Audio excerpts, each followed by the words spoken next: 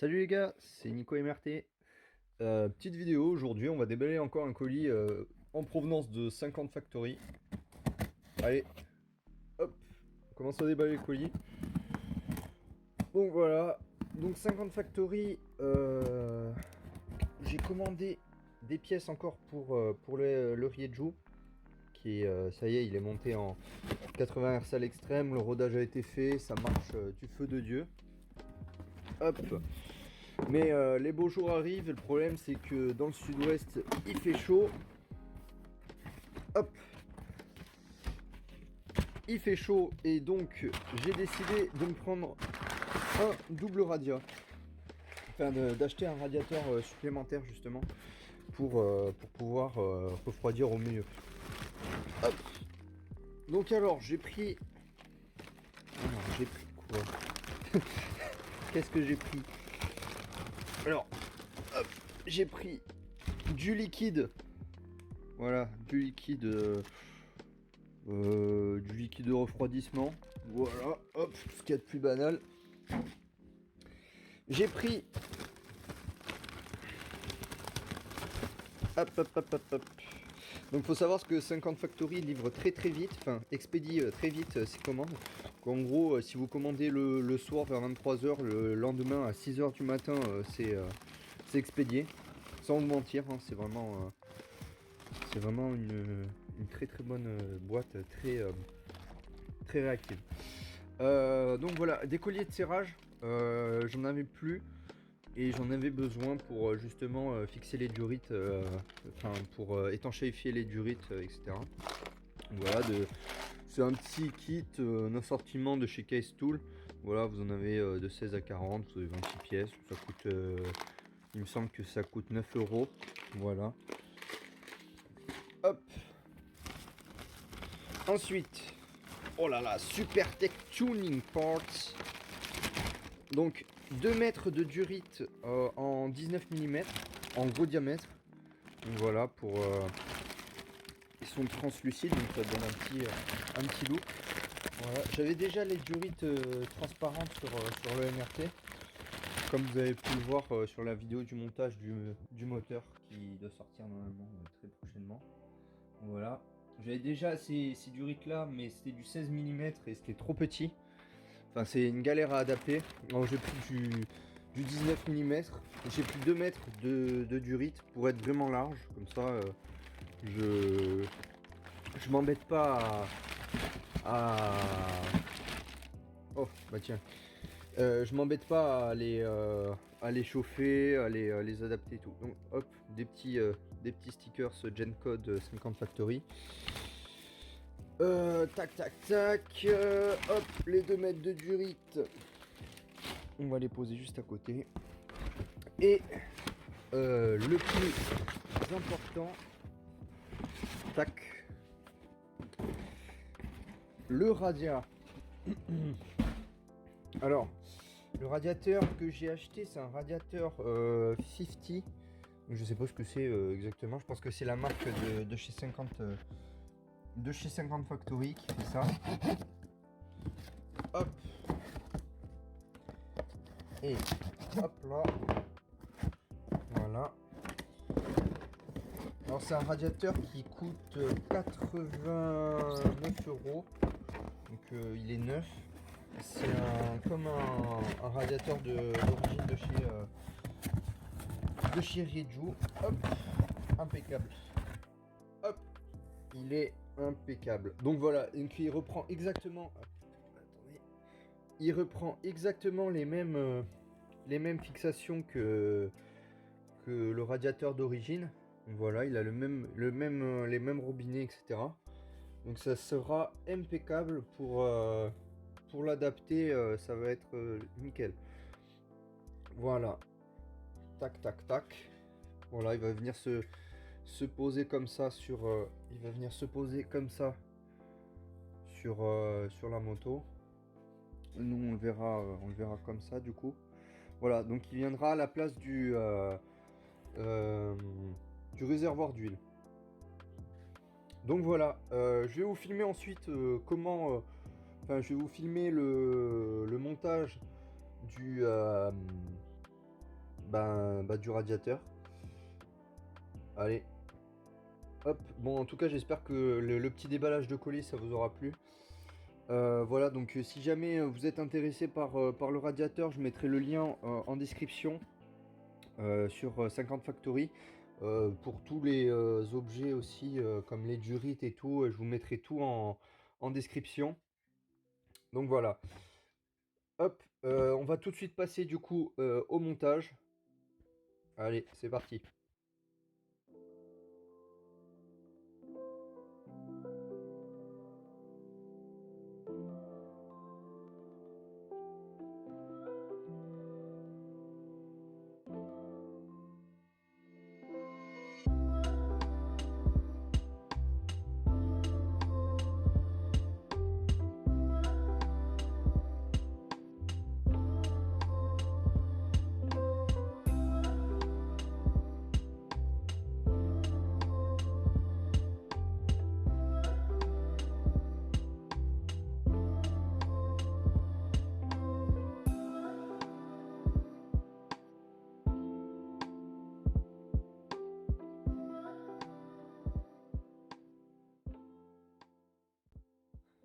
Ok, donc là, ma perceuse a plus de batterie, donc ce qu'on va faire pour gagner du temps, pour s'avancer pour plus tard.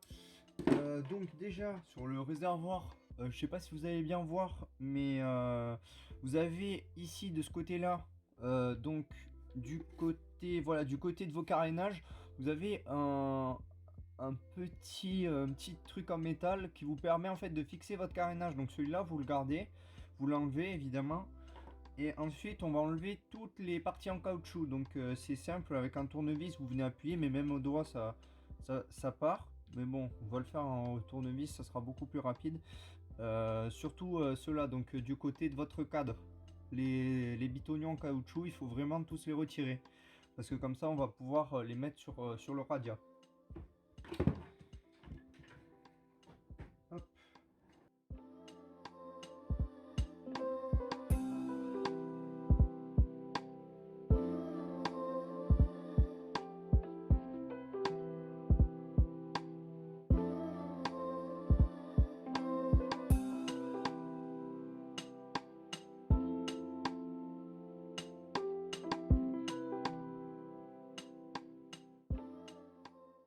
Inventaire complet, donc les 3 bitognons en caoutchouc, le pas de vis, donc le nouveau radiateur qu'il faut continuer à percer, le cache du CDI et le CDI d'origine. Donc je vous conseille, après ce cache là, hop, pareil, celui-là on le vire, il nous sert plus à rien. Donc du coup le CDI d'origine, celui-ci on va le fixer là où on avait fixé le DD, donc on va le fixer avec des riselants. C'est pas une masse qui est importante, donc on peut se permettre de laisser de le fixer avec des riselants. Par contre, il faut évidemment le garder, sinon votre éclairage, il marchera plus. Voilà, et donc il y a plein de choses qui sont gérées par le CDI d'origine. Donc voilà, donc moi je vais faire une petite pause, je vous reprends juste après. J'ai 2-3 trucs à faire et voilà.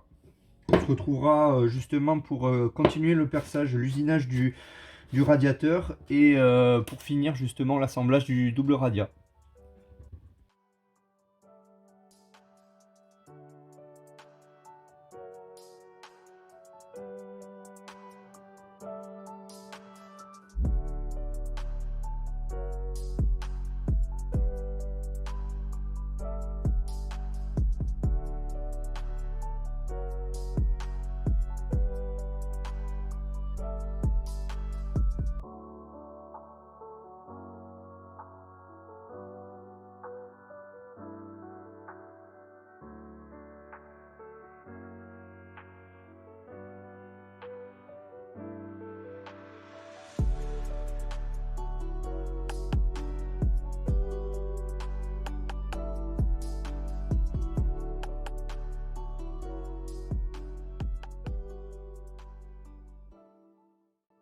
Voilà ce qui va se passer. Donc maintenant, une fois que vous avez fait votre trou, enfin que vous avez vos 2 trous là, donc on va faire comme l'origine.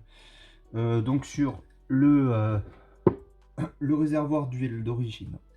Alors, on récapitule. En bas, vous aviez l'ancien pas de vis. Donc là, c'est côté carénage. Côté carénage, vous avez un pas de vis, une fixation en caoutchouc. Et du côté cadre, 2 caoutchoucs. Donc, on va reproduire ça. Donc, une fois que vous avez retiré tous les caoutchoucs, de toute façon, c'est exactement les mêmes. Il n'y en a pas un plus grand que l'autre.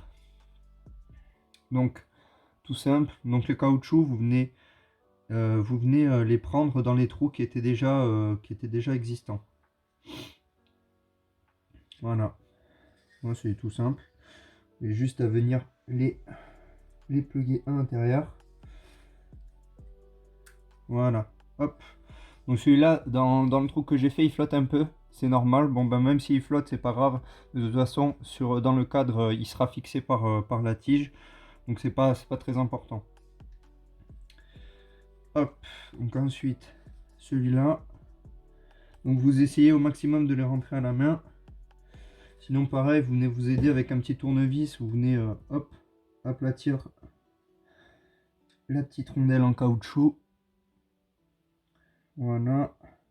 Vous venez la rentrer. Tac. Et vous voyez que ça rentre tout seul. Donc voilà. Donc si vous prenez vraiment les mêmes références que les miennes ou des références d'origine de chez Rirou, vous n'aurez aucun mal à l'adapter.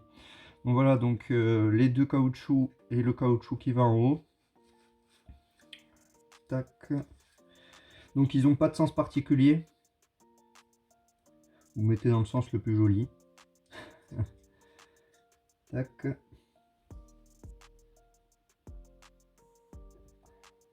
Hop. Ouais, pareil, hop, je vais l'enfoncer avec le tournevis et ça passe nickel.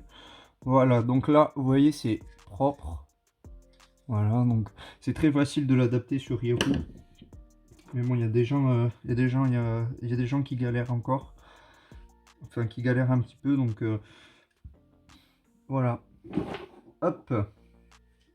Donc là, je vais juste, on va juste opposer les deux pour voir à peu près où ça tombe. Donc ça tombe en plein milieu de l'autre. D'accord. Donc en gros, pour pouvoir fixer votre carénage d'origine, il faut que le truc, enfin la petite patte en métal vienne au milieu du trou du bas, côté carénage. Donc au milieu de celui-ci. Voilà. Donc si vous le mettez comme ça, c'est nickel. Vous aurez juste à le visser. De toute façon, il se bloque tout seul. Hein. Après, c'est un carénage. Hein. Donc l'effort, en fait, si vous voulez, quand vous l'aurez monté sur votre moto, il sera comme ça. Là, il y aura le carénage. En fait, le vent, il va venir dedans. Donc en fait, il va venir plier comme ça le carénage. En fait, les forces, elles vont être exercées sur cette patte. Donc même s'il y a un petit peu de jeu, c'est toute la patte qui va prendre et pas... et vous inquiétez pas, ça se lèvera pas, ça descendra pas. Donc voilà, donc là, hop, le radiateur il est prêt à être posé. Donc ce qu'on va faire maintenant, c'est qu'on va juste le présenter pour voir comment ça rentre. Mais normalement, il n'y a pas de problème, ça rentre nickel. Donc hop. Hop, tac, tac, tac. Donc là, voilà. On est au niveau du cadre. Donc là, vous avez juste à rentrer les 2 bitonio à leur place. Le premier bitonio, il est rentré. Le deuxième, il est rentré. Voilà. Ça rentre nickel. Voilà, donc là, il y a un peu de jeu. Mais en fait, ce jeu, il va être corrigé par la vis qui va venir en pression. Voilà, donc pareil pour les vis, vous gardez celle d'origine, celle qu'il y avait sur le réservoir d'huile, et ça ira très bien. Donc il y a une rondelle et une vis qui vient presser le tout. Donc voilà, ça c'est pour justement le guide du carénage, et celui-ci c'est pour la vis qui vient se prendre dans la vis du bas du carénage.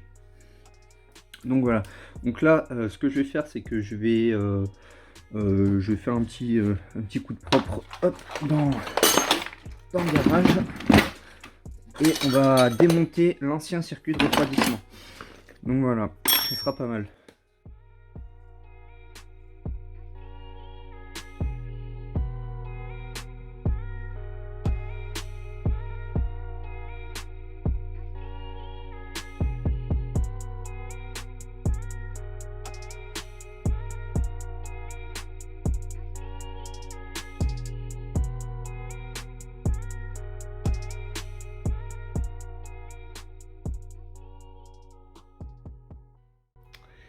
Ok, donc voilà.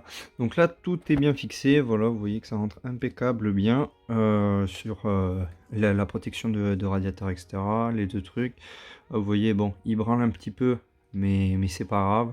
De toute façon, quand il y aura les durites, il sera maintenu par les durites et il sera maintenu aussi par le carénage. Donc, c'est pas un problème. Ensuite, donc pour le schéma de la pompe à eau du circuit d'eau, donc je vous ai fait une petite image normalement qui va apparaître sur votre écran d'ici peu. Du coup, vous avez vu, alors on part de la culasse, on monte à ce radiateur. Donc voilà, première durite à connecter. Ensuite, on part de ce radiateur. Alors, on part de ce radiateur et on va se fixer sur le haut de celui-ci. Et ensuite, celui-ci, il va directement au circuit à la pompe à eau. Donc voilà, le circuit est très simple. Ça permet de pas avoir à faire de Y ou quoi. Ça permet d'avoir une grande boucle de refroidissement. Donc voilà. Hop, donc du coup on va prendre les durites. Hop, prenez vos durites.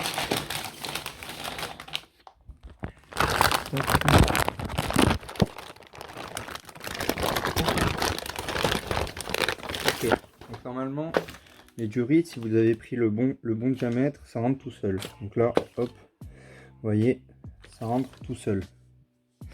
Voilà, donc là c'est du 19, hein, c'est du diamètre 19.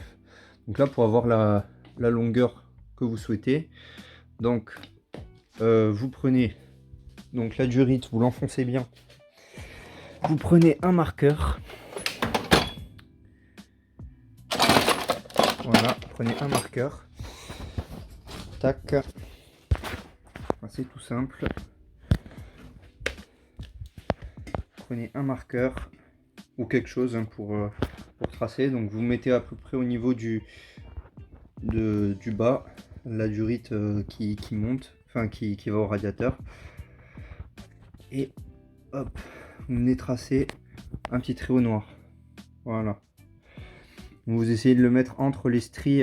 Si vous avez de la durite renforcée comme la mienne, vous les mettez entre les stries et puis ça sera nickel. Ok, donc ensuite pour couper cette durite, donc c'est tout simple. Alors soit vous le faites à la pince coupante ou soit vous l'entamez au cutter. Ce que je vais faire pour que ça fasse vraiment propre. Alors je vais le faire au cutter, donc avec le petit cutter. Donc voilà, donc je vous retrouve quand tout est branché. Allez, hop, on va mettre en eau.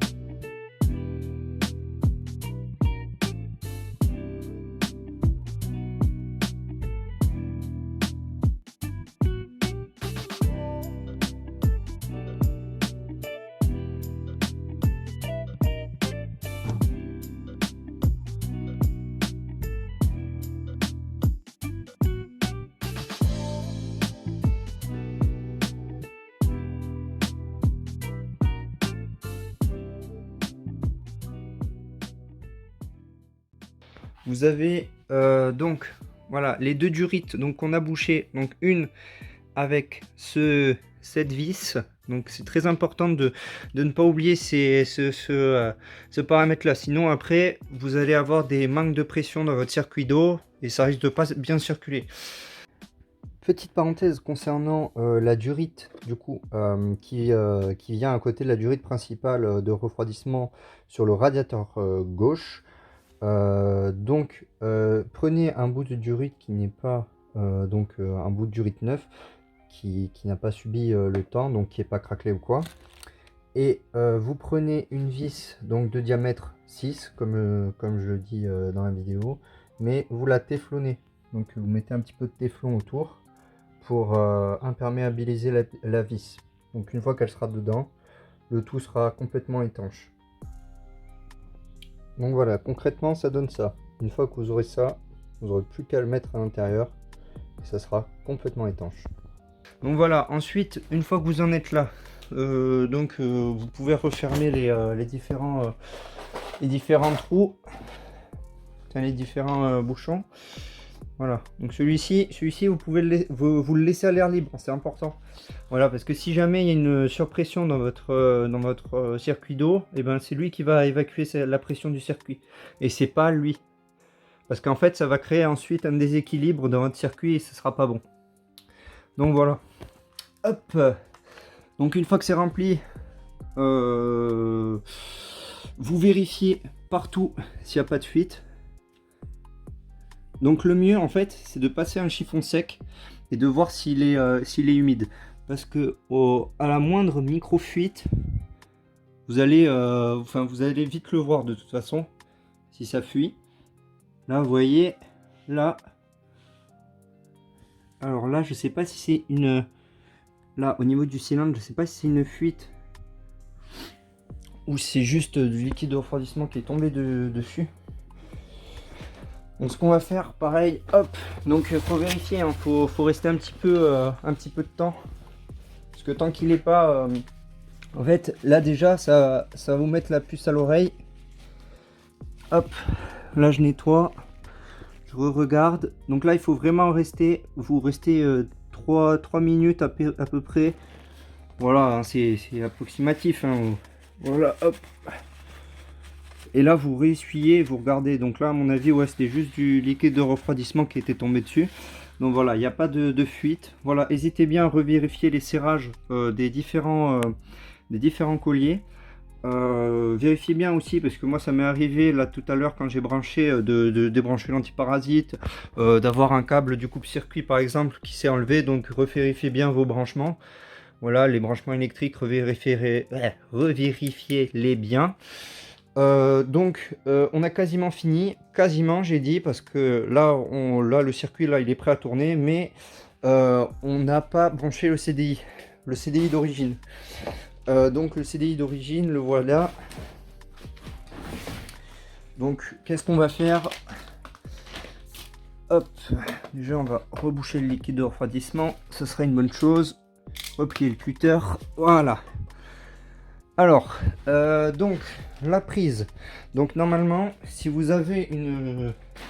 ça marche donc sur Euro 3 comme Euro 4. Il n'y a pas d'exception. Donc voilà, donc là c'est la prise du CDI d'origine. Et donc là j'ai le CDI du Digital Direct. Moi c'est une Euro 3. Donc c'est normal qu'il y a moins de fiches et tout. C'était mieux avant. Voilà, où il n'y avait pas trop d'électronique. Donc moi je pense que pour la placer, je vais le placer là. Je vais placer comme ou même un petit peu comme ça. Ouais, je pense que comme ça c'est pas mal. Donc en fait avec la cause vers le bas, comme ça je vais pouvoir le brancher et le fixer à la poutre du cadre qui est juste ici. Bon, je pense qu'avec 2 riselants ça va le faire. Et puis voilà. Allez, je vous reprends après quand j'ai fini la petite bidouille.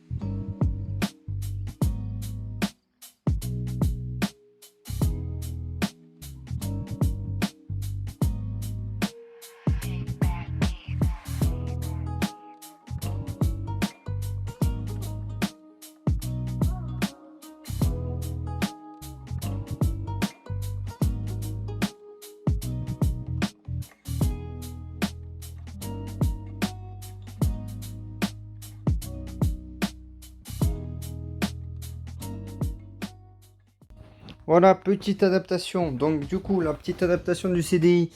Donc si vous faites comme moi, vous aurez ça. Je sais, c'est un trafouillis de câbles, mais ça marche. Donc voilà, j'ai mis 3 riselants ensemble. Donc c'est une technique, c'est une petite technique. Si jamais vous avez, alors, si jamais vous avez pas assez de riselants, bah, vous en combinez plusieurs et voilà. Donc la petite cosse du niveau d'huile. Donc là, tout simple.